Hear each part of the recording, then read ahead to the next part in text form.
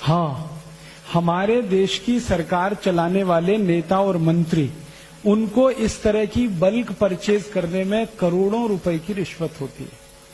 जब वो उस कंपनी को प्लेस करते हैं ना ऑर्डर, उन्होंने 10,000 कोटी का ऑर्डर दे दिया, कल्पना करोगे 10,000 कोटी की टेमीफ्लू हमको दे दो, तो इसमें से कम 1000 से 1500 कोटी रुपए मंत्रियों की रिश्वत का फिक्स हो जाएगा। इसलिए सरकार का इंटरेस्ट है कि ये दवा मंगाई जाए। और इतना ही इंटरेस्ट नहीं है, स्वाइन फ्लू का टेस्ट करने के लिए किट्स मंगाई जाएं अमेरिका से, मशीनें मंगाई जाएं अमेरिका से। अभी चर्चा ये चल रही है कि हर एयरपोर्ट पे मशीनें लगाई जाएंगी, उनमें से आदमी को गुजार कर टेस्ट करेंगे। वो मशीनें लाखों करोड़ों रुपए की हैं।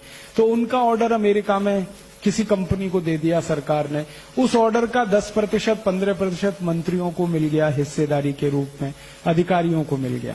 तो सरकार का वेस्टेड इंटरेस्ट ये होता है कि खूब रिश्वत इस तरह के कामों में मिलती है।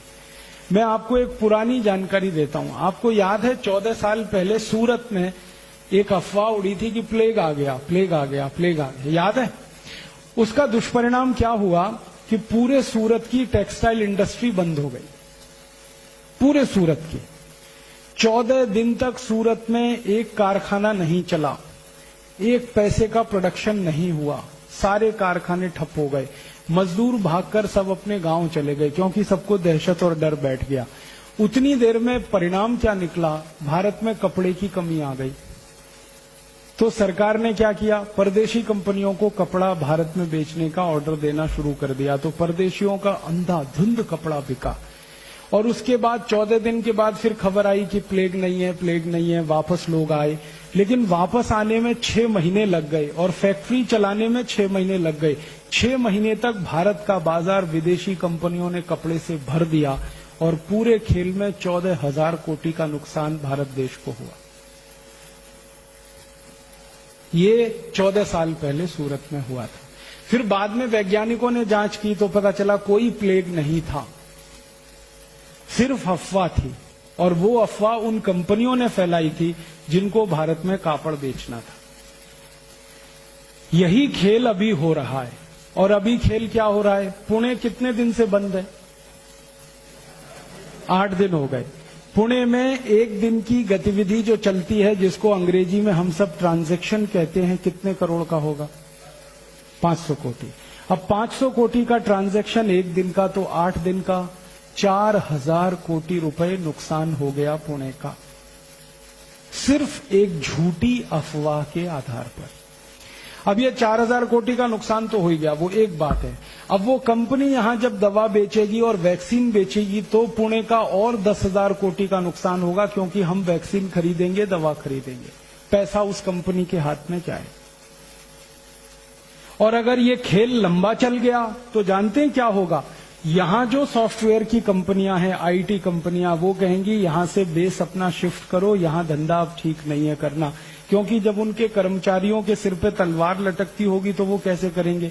वो यहां से अगर शिफ्ट कर गए, बेंगलोर चले गए या कहीं और चले गए, तो पुणे का ये जो आधार बना ये खत्म हो जाएगा, हजारों लोगों की नौकरियां खत्म हो जाएंगी। इतना बड़ा खेल है ये। और ये खेल सिर्फ बीमारी का नहीं है, ये खेल एक युद्ध का हिस्सा है। और ये युद्ध जो है ना, आर्थिक युद्ध है। कुछ युद्ध होते हैं वो सैनिक युद्ध होते हैं। सैनिक युद्ध में हमारी सेना दुश्मन की सेना से सीधे लड़ती है बॉर्डर पे।